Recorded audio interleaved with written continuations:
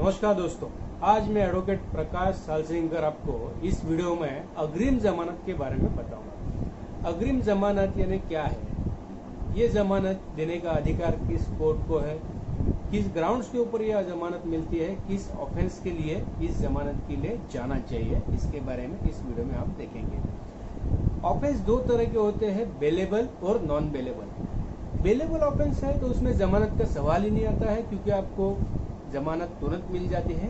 और non bailable offence अगर किसी के खिलाफ रजिस्टर हुआ है या फिर रजिस्टर होने की संभावना है तो वह व्यक्ति सेशंस कोर्ट या हाई कोर्ट में अग्रिम जमानत के लिए यानी एंटीसिपेटरी बेल के लिए जा सकता है। जब कभी भी किसी व्यक्ति को ऐसे लगे कि उसके खिलाफ कोई केस लॉन्च हुई है जो नॉन बेलेबल ऑफेंस में है, तो वह व्यक्ति सेशंस कोर्ट में जाके एप्लीकेशन करता है। वो उस व्यक्ति ने एप्लीकेशन करने की वजह ये होती है क्योंकि जेल में अगर कोई बेवजह जाए तो वहाँ पे हर वक्त मुश्किलों का सामना करना पड़ता है। कई बार ऐसे होता है कि इन्फ्लुएंशियल पर्सन या फिर पॉलिटिकल पर्सन किसी वजह से झूठी एफआईआर कर देता है। उसी तरह कई बार मिसअंडरस्टैंडिंग की वजह से भी एफआईआर होती है। इसीलिए एंटीसिपेटरी बेल का प्रोविजन सेक्शन 438 सीआरपीसी में दिया गया है। वैसे देखा जाए तो एंटीसिपेटरी बेल इसकी डेफिनेशन सीआरपीसी में एक्सप्लेन की नहीं है, लेकिन कई सारे जजमेंट्स में एंटीसिपेटरी बेल के बारे में डिस्कस किया है, उसका मतलब बताया गया है। जनवरी 2020 में ऑनरेबल एपेक्स कोर्ट की यानी सुप्रीम कोर्ट के लार्जर बेंच ने सुशीला अग्रवाल वर्सेस स्टेट इस केस में एंटीसिपेटरी बेल के बारे में डिटेल डिस्कस किया है। कई बार जो अलग अलग कोर्ट के जजमेंट आए थे उसमें अलग अलग व्यू दिया गया था कि एंटीसिपेटरी बेल ये कितने दिनों के लिए होना चाहिए, एंटीसिपेटरी बेल देने के बाद और क्या क्या हो सकता है। ऐसी सब चीज़ों का एक साथ डिस्कशन उस केस में किया गया है। देखिए, एंटीसिपेटरी बेल के लिए अगर एफआईआर है तो ही जा सकते हैं क्या, तो नहीं, ऐसा नहीं है। अगर किसी व्यक्ति के ऊपर एफआईआर लॉन्च नहीं है लेकिन एफआईआर होने की संभावना है तो वह व्यक्ति जा सकता है। समझ लीजिए, आपको किसी व्यक्ति ने धमकाया है किसी बिजनेस ट्रांजैक्शन की वजह से कि अभी मैं तुमको दिखा दूंगा मैं क्या कर सकता हूँ, और सडनली आपके घर पे पुलिस आ जाता है और आप घर पे नहीं हैं, तो आपको समझ लेना चाहिए कि जरूर कुछ ना कुछ इसमें उसने केस किया हो सकता है। और इस सिचुएशन में आप जरूर कोर्ट में जा सकते हैं, जिसमें आप एंटीसिपेटरी बेल के लिए कोर्ट को बोल सकते हैं।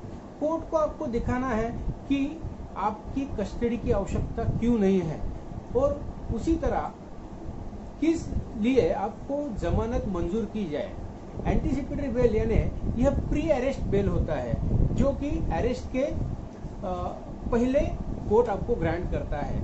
एंटीसिपेटरी बेल देने के वक्त कोर्ट जिन चीजों को देखता है वो चीजें यानी उस व्यक्ति का पहले कोई क्रिमिनल रिकॉर्ड है क्या, वो कभी किसी गुनाह में उसको सजा हुई है क्या, उसी तरह उसको अगर जमानत पे छोड़ दिया जाए तो वो विटनेसेस को धमकाने के चांसेस है क्या, उसी तरह वो सबूतों के साथ छेड़छाड़ कर सकते हैं क्या।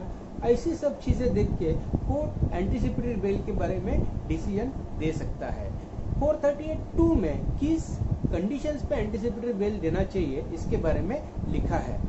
जैसे एंटीसिपेटरी बेल देते वक्त कोर्ट उसमें कंडीशन रखेगा कि उसने इन्वेस्टिगेटिंग ऑफिसर को हर इतने दिन बाद जाके मिलना है, या उसको उसके इन्वेस्टिगेशन में कोऑपरेट करना है, या फिर उसने विटनेसेस को धमकाना नहीं है, उसने गवाहों के साथ सबूतों के साथ छेड़छाड़ नहीं करना है।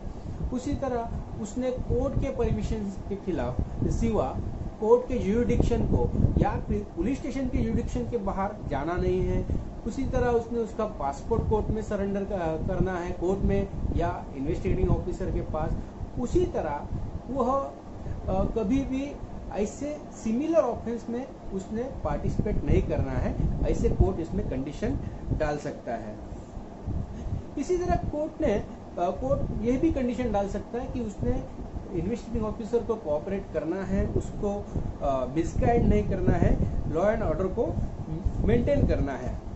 कभी भी ऐसे होता है कि कई बार ऐसे चर्चा में आता है कि सीरियस ऑफेंसेस में या फिर इकोनॉमिक ऑफेंसेस में एंटीसिपेटरी बेल नहीं मिलता है। तो ऐसा कहना सरासर झूठ है, क्योंकि कोई भी नॉन बेलेबल ऑफेंस में एंटीसिपेटरी बेल के लिए आप अर्जी कर सकते हैं और आपको कोर्ट को सिर्फ दिखा देना है कि आपको रीजनेबल, आपको कुछ प्रॉपर रीजन है आपके पास जिसकी वजह से यह केस आपको सिर्फ पीड़ा देने के उद्देश्य से ही केस की गई है और आपके अरेस्ट की उसमें कुछ जरूरी नहीं है।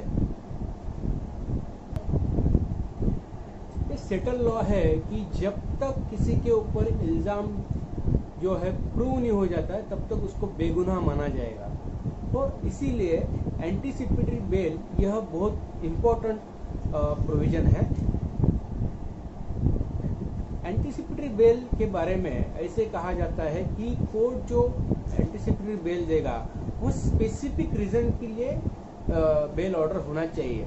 यानी कभी भी ऐसे ऑर्डर नहीं दे सकते कि सो एंड सो पर्सन को सो एंड सो ऑफेंस में जब कभी किसी भी ऑफेंस में कभी भी अगर अरेस्ट करने की नौबत आए तो छोड़ दिया जाए, ऐसे ऑर्डर नहीं सकता है। लेकिन उसमें स्पेसिफिक इंसिडेंट या ऑफेंस मेंशन करने चाहिए कि इस पुलिस स्टेशन के इस ऑफेंस में या इस कंप्लेंट ने अगर कंप्लेंट किया तो इस ऑफेंस में अगर इसको अरेस्ट किया तो इसको छोड़ना चाहिए। इसीलिए स्पेसिफिक ऑर्डर करना चाहिए, ऐसे कई बार सुप्रीम कोर्ट और ऑनरेबल हाई कोर्ट्स ने कहा है।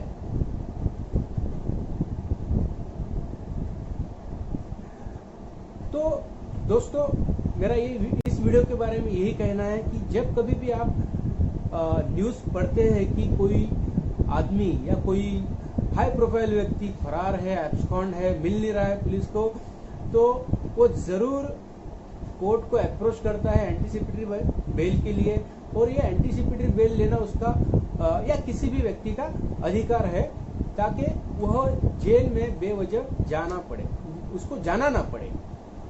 धन्यवाद।